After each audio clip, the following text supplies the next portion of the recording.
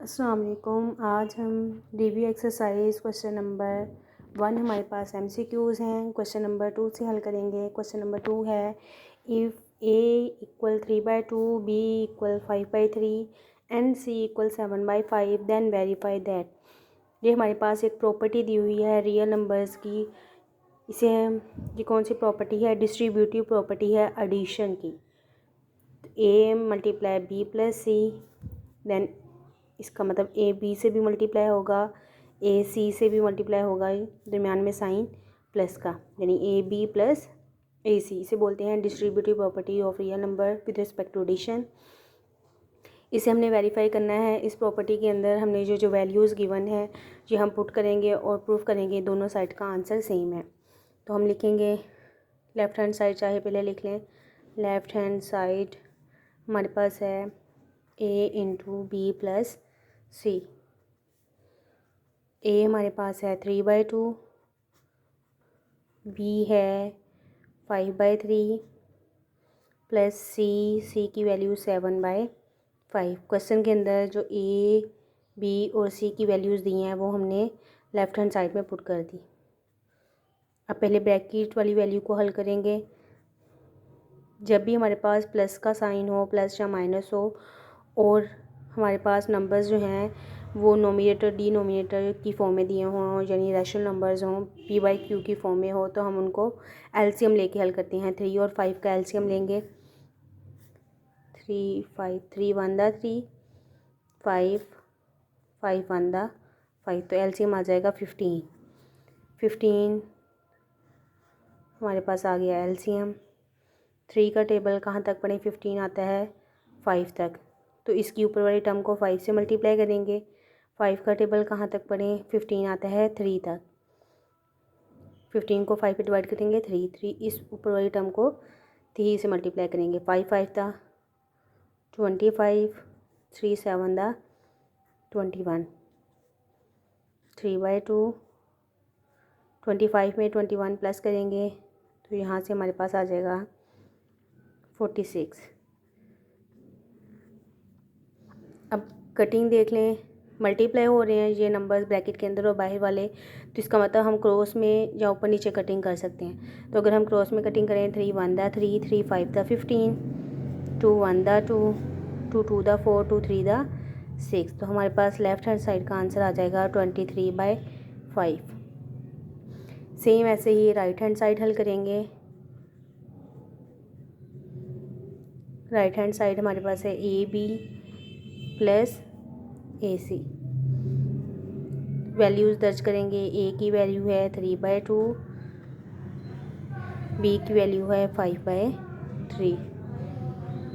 फिर प्लस का sign, A की वैल्यू है 3/2, B की वैल्यू 7/5। देखें यहाँ पे इसमें हमारे पास 3 से 3 कट गया, इसमें कुछ भी कटिंग नहीं हो रही, तो ये हमारे पास यहाँ से इस तरफ से आ जाएगा 5/2, और इस तरफ चूँकि कटिंग नहीं हुई तो ऊपर वाला नंबर ऊपर वाले से मल्टीप्लाई होगा 7 3 दा 21, और नीचे वाला नंबर नीचे वाली डिनोमिनेटर से मल्टीप्लाई होगा 5 2 दा 10। अब ऐसे ही हम प्लस का साइन है, नीचे वाली वैल्यूज़ डिनोमिनेटर की वैल्यूज़, उनका एलसीएम लेंगे। 2 और 10 का, 2 1 दा 2 2 5 दा 10 5 1 दा 5, तो एलसीएम हमारे पास आ जाएगा 10। तो हम डिनोमिनेटर में लिखेंगे 10। 2 को 10 पे डिवाइड करोगे 5, ऊपर वाली टर्म को 5 से मल्टीप्लाई करेंगे। 10 को 10 पे डिवाइड करोगे 1 आएगा, इसकी ऊपर वाली टर्म को 1 से मल्टीप्लाई करेंगे, तो 5 5 था 25, 21 1 दा 21, 25 में 21 ऐड करेंगे, यहाँ से आ जाएगा 46। कटिंग करेंगे इसकी। 2 के टेबल पे दोनों की कटिंग हो रही है। 2 2 दा 4 2 3 दा 6 2 5 दा 10, तो हमारे पास लेफ़्ट हैंड साइड का आंसर भी 23/5 आया था, राइट हैंड साइड का भी आंसर 23/5 आया है। तो हम लिखेंगे हैंस प्रूव दैट, ये हमने साबित कर दिया जो डिस्ट्रीब्यूटिव प्रॉपर्टी थी एडिशन की, A into B plus C equal होता है AB प्लस AC। नेक्स्ट इसका सेकंड पार्ट है। इसमें भी हम ए, बी और सी की वही वैल्यूज़ इस्तेमाल करेंगे जो ऊपर वाले सवाल में थी। ए की वैल्यू 4/3, बी की वैल्यू 5/2 और सी की वैल्यू ए की वैल्यू है 3/2, बी की वैल्यू 5/3 और सी की वैल्यू है 7/5। अब ये भी हमारे पास डिस्ट्रीब्यूटिव की प्रॉपर्टी ही है। ये राइट डिस्ट्रीब्यूटिव और लेफ़्ट डिस्ट्रीब्यूटिव प्रॉपर्टी एडिशन की। तो left hand side right hand side को अलग-अलग भी हल कर सकते हैं, एक साथ भी कर सकते हैं। मतलब एक साइड पे मैं ए की वैल्यू 3/2 प्लस बी की वैल्यू 5/3 ब्रैकेट के बाहर सी की वैल्यू 7/5, फिर इक्वल का साइन, ए की वैल्यू 3/2, सी की वैल्यू 7/5, फिर प्लस बी की वैल्यू 5/3, सी की वैल्यू 7/5। देखिए लेफ्ट हैंड साइड में हमारे पास ये दोनों नंबर्स प्लस हो रहे हैं, तो हम इनका एलसीएम लेंगे। 3 और 2 का हमारे पास आ जाएगा 3 1 3, 2 वैसे का वैसे, 2 1 2, तो एलसीएम आ जाएगा 3 2 6। डिनोमिनेटर में हम लिखेंगे 6। 2 का टेबल 6 को 2 पे डिवाइड करोगे 3 आएगा। इसके ऊपर वाली टर्म को 3 से मल्टीप्लाई करेंगे। 3 को 6 पे डिवाइड करेंगे 2 आएगा। इसके ऊपर वाली टर्म को 2 से मल्टीप्लाई करेंगे। 3 3 9, 5 2 10, ब्रैकेट के बाहर है 7/5। 10 में 9 प्लस करेंगे 19/6 और यहाँ पे है 7/5। अब देखें कटिंग इसकी 19 की किसी नंबर से कटिंग नहीं हो रही, 7 और 5 की भी नहीं हो रही, तो 19 को हम 7 से मल्टीप्लाई करेंगे। 19 × 7 जाएगा 133। 6 5 से मल्टीप्लाई करेंगे 6 5 30। इसी तरह से अब हम राइट हैंड साइड को भी हल कर लेते हैं। 3, अब इसकी कटिंग नहीं हो रही, 3 और 5 की, 7 2 की, ऊपर नीचे भी कटिंग नहीं हो रही, तो हम ऊपर वाले टर्म को ऊपर वाली से, नीचे वाली को नीचे वाली से मल्टीप्लाई करेंगे। नोमिनेटर से और डिनोमिनेटर से। 7 3 21, 5 2 10 प्लस ये 5 5 से कट गया, यहाँ से हमारे पास आ जाएगा 7/3। अब 10 और 3 का एलसीएम लेंगे। 2 5 10, 3 वैसे का वैसी, 5 1 5, 3 वैसे का वैसी, 3 1 3, 3 5 15, 15 2 30, 30 हमारे पास एलसीएम आ गया इसका।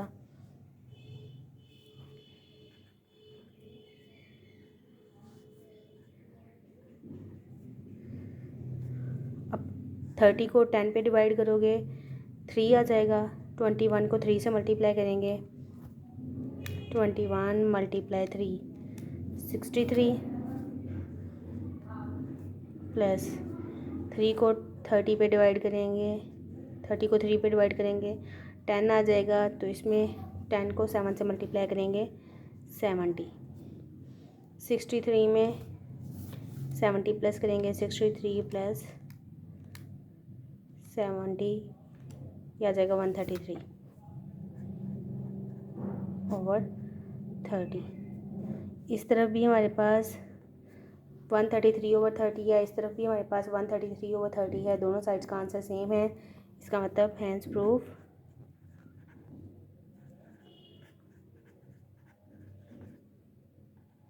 A + B × C इक्वल है AB +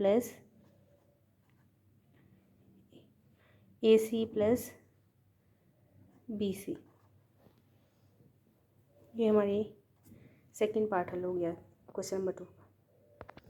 next question number 3। Question number 3 में भी हमारे पास ABC वैल्यूज़ गिवन है। ABC then verify the associative property of real numbers with respect to addition and multiplication. इसमें हमने एसोसिएटिव प्रॉपर्टी एडिशन की और मल्टीप्लिकेशन की प्रूव करनी है। अब इसमें प्रॉपर्टी गिवन नहीं है। ऐसा भी हो सकता है सवाल दिया हो और उसमें प्रॉपर्टी लिखी ना हो, आपने खुद प्रॉपर्टी लिख के उसे प्रूव करना है। तो हम पहले एडिशन की प्रॉपर्टी लिख लेते हैं। Associative property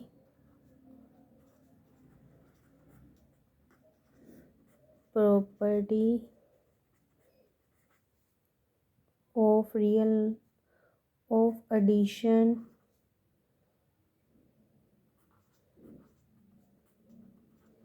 associative property of addition with respect to addition आना था, of real number with respect to addition.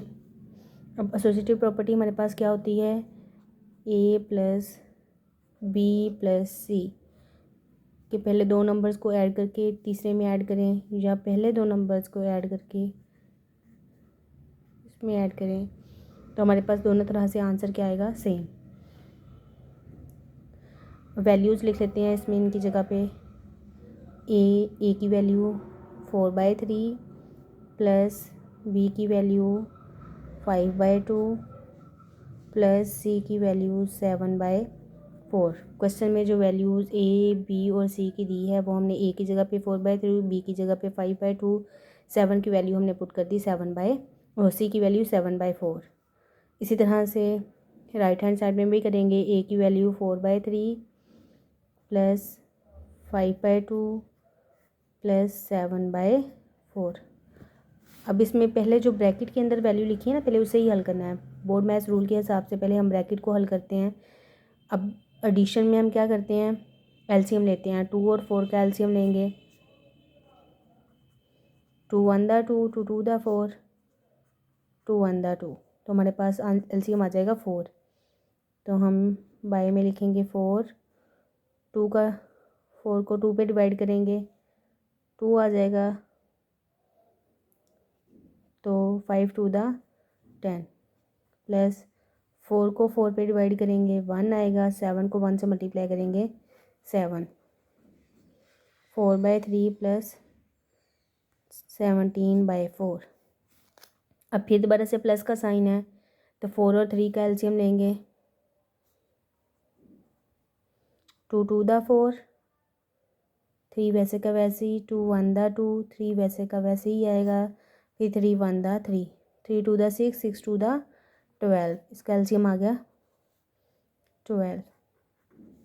3 को 12 पे डिवाइड करेंगे, 4 आएगा, इसके ऊपर वाली टर्म को 4 से मल्टीप्लाई करेंगे, 4 को 12 पे डिवाइड करेंगे, 3 आएगा, इसके ऊपर वाली टर्म को 3 से मल्टीप्लाई करेंगे। 4 4 दा 16 प्लस 17 को 3 से मल्टीप्लाई करेंगे, 17 मल्टीप्लाई 3, ये हमारे पास आ जाएगा 51। फिर 16 में 51 प्लस करेंगे, प्लस 16 67/12, ये हमारे पास आ गया लेफ़्ट हैंड साइड का आंसर। सेम ऐसे ही हम राइट हैंड साइड भी हल करेंगे। इसमें हमारे पास ब्रैकेट में जो टर्म है वो पहली ये दोनों रकमें हैं, इसमें 3 और 2 का एलसीएम लेंगे। 3 1 दा 3, 2 वैसे का वैसे ही, 2 1 दा 2, 3 2 दा 6, 6 को 3 पे डिवाइड करेंगे, 2 आएगा, ऊपर वाली टर्म को 2 से मल्टीप्लाई करें 8, 6 को 2 पे डिवाइड करेंगे, 3 आएगा, इसके ऊपर वाली टर्म को 3 से मल्टीप्लाई करेंगे, 5 3 दा 15। 8 में 15 प्लस करेंगे, 23/6 प्लस 7/4। अब फिर दोबारा से प्लस का साइन है, 6 और 4 का एलसीएम लेंगे। 6 4, 2 के टेबल पर जाएंगी दोनों वैल्यूज़, 2 3 दा 6, 2 2 दा 4, 3 1 दा 3, 2 वैसे का वैसे ही, 2 1 दा 2, 3 2 दा 6, 6 2 दा 12। 6 को 12 पे डिवाइड करें, 2 आएगा, 23 को 2 से मल्टीप्लाई करेंगे, 23 मल्टीप्लाई 2 आ जाएगा 46, प्लस 4 को 12 पे डिवाइड करेंगे, 4 3 आएगा, 7 3 दा 21। 46 में 21 ऐड करेंगे, तो ये हमारे पास आ जाएगा 67।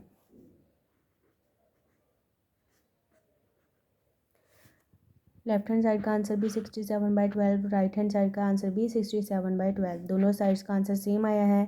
तो इसका मतलब एडिशन की जो प्रॉपर्टी है, हैंस प्रूव्ड एसोसिएटिव प्रॉपर्टी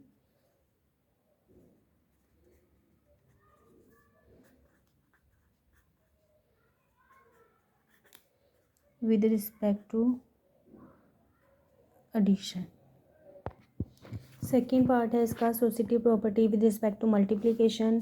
अब एसोसिएटिव प्रॉपर्टी पहले लिखेंगे। विद रिस्पेक्ट टू मल्टीप्लिकेशन क्या होती है, A multiply B multiply C equal होगा A multiply B multiply C. Values दर्ज करेंगे। ए की जगह पे ए की वैल्यू 4/3 मल्टीप्लाई बी की वैल्यू हमारे पास है 5/2, सी की वैल्यू 7/4। सेम ऐसे ही इस तरफ भी वैल्यूज़ दर्ज करेंगे। 4/3 ए की वैल्यू मल्टीप्लाई बी की वैल्यू 5/2 मल्टीप्लाई सी की वैल्यू 7/4। अब इसमें जो कि हमारे पास प्लस या माइनस का साइन नहीं है, मल्टीप्लाई है। मल्टीप्लाई में हम कटिंग करते हैं। अगर कटिंग ना हो तो नोमिनेटर नोमिनेटर में और डिनोमिनेटर में मल्टीप्लाई होता है। अब देखो 5 और 4 की कटिंग नहीं हो रही, 5 और 2 की भी नहीं हो रही, 7 और 2 की भी नहीं हो रही, 7 और 4 की भी नहीं हो रही। तो हम क्या करेंगे, 5 7 दा 35, 4 2 दा 8। अब इनकी कटिंग देखें, 4 1 दा 4, 4 2 दा 8।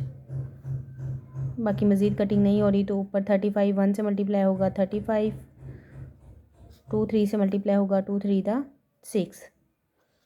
नेक्स्ट राइट हैंड साइड में देखिए, इन दोनों की कटिंग हो रही है। 2 1 दा 2, 2 2 दा 4। अब 2 5 से मल्टीप्लाई होगा 2 5 दा 10, 3 1 से मल्टीप्लाई होगा 3 1 दा 3।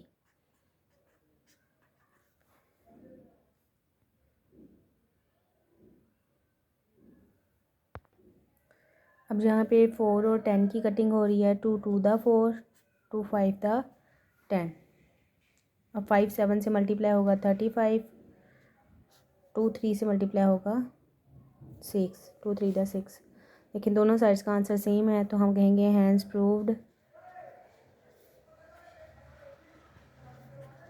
Associative property with respect to multiplication. Associative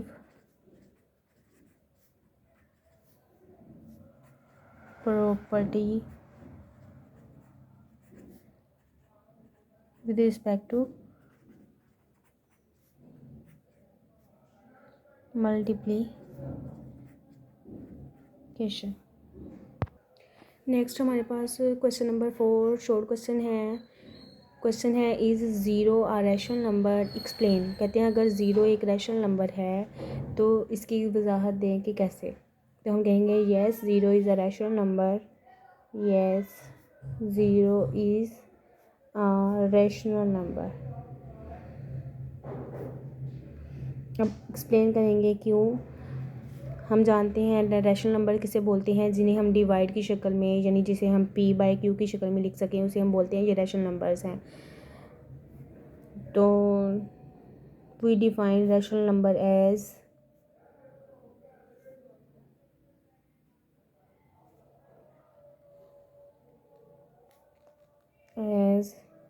देखिए रैशनल नंबर की डेफिनेशन हमारे पास क्या है कि क्यू हमारे पास कोई सेट है जिसे p/q की शक्ल में लिख सकते हैं, और p और q दोनों हमारे पास क्या होंगे, इंटीजर्स होंगे। यानी प्लस के नंबर्स भी हो सकते हैं, माइनस के भी हो सकते हैं, +-1 +-2 और ज़ीरो। अब ज़ीरो जो है वो नीचे वाली टर्म जो है वो ज़ीरो नहीं होनी चाहिए। अब देखें इस रैशनल नंबर डेफिनेशन के अकॉर्डिंग हम इस ज़ीरो को, ये जो ज़ीरो है हमारे पास, इसको हम लिख सकते हैं 0/1। 0/1 लिख सकते हैं ना, 0/1 ज़ीरो ही होता है। और ये हमारे पास p है, ये हमारे पास q है। p = 1, p = 0 और q = 1।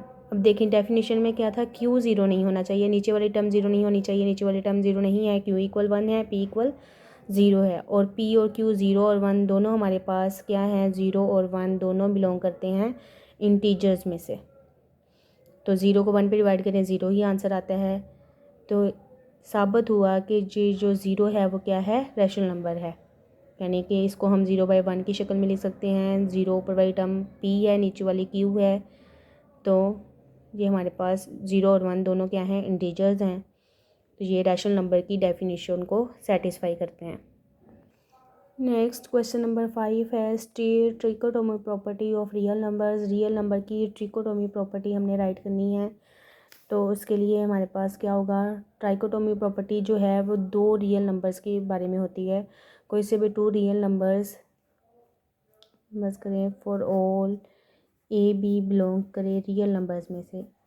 तो कोई से भी 2 रियल नंबर जो हैं उनमें ये 3 कंडीशन लाजमी फुलफ़िल होती हैं, तीनों में से कोई एक, या तो ये 2 रियल नंबर्स ए ग्रेटर देन होगा बी से, या फिर ए इक्वल होगा बी के, नहीं तो ए लेस देन होगा बी से।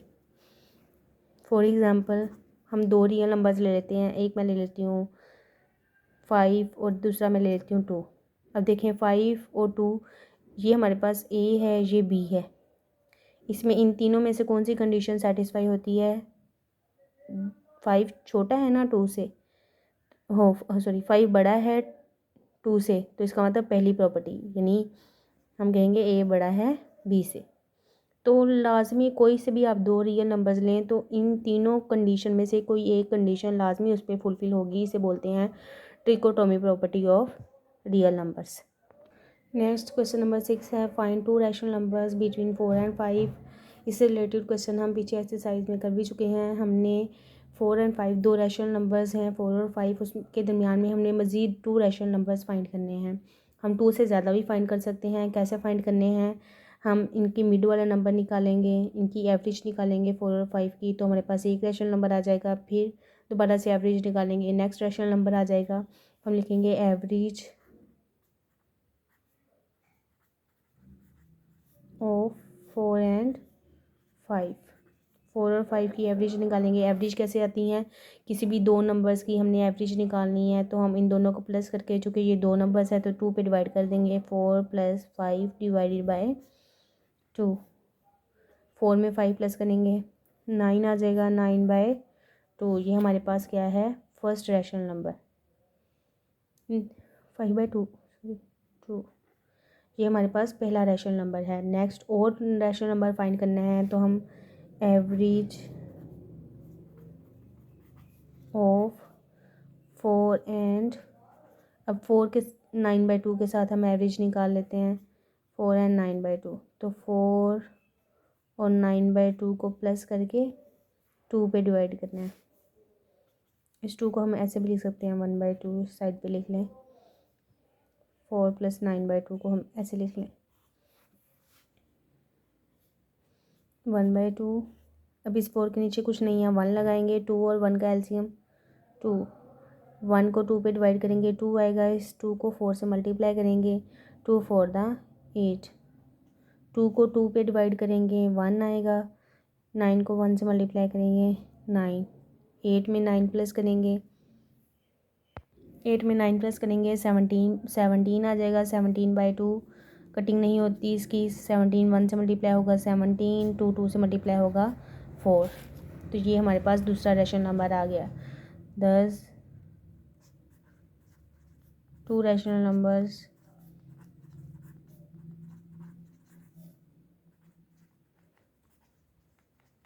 Between 4 and 5 are 9/2 and 17/4।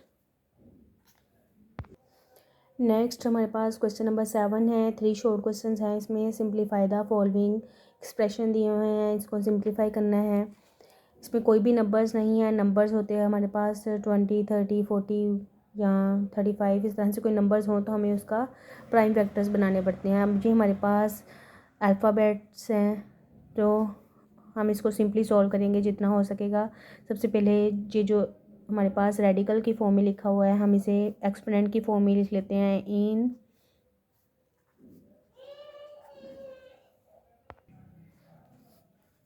Exponential